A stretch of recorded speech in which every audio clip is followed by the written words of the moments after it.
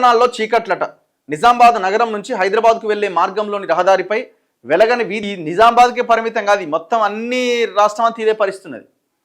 ప్రతి విలేజ్లో మీరు చూడండి, గ్రామ పంచాయతీ నిధులు లేవు, ట్రాక్టర్ నడుస్తలేదు, చెత్త తీసుకుపోయేటోడు లేడు, లైట్ వెలుగుతలేదు. ఏమవుతున్నాయండి మరి పైసలన్నీ? నాకు అర్థం కాదు. గీ పనులు కూడా చేయకపోతే ఎట్లా? ఇగో ఇక్కడ అంధకారంలో ఉన్నది ఆదిలాబాద్లోని బృందావన్ కాలనీ. ఈ పట్టణంలో 14,250 దీపాలున్నాయి. దీంట్లో 3,450 వరకు పనిచేస్తలేవట. నిర్వహణకు ప్రతి సంవత్సరం సగటున 25 లక్షలు ఖర్చు పెడుతున్నా ఫలితం లేదట. అసలు 25 లక్షలు దేనికి అవుతుంది?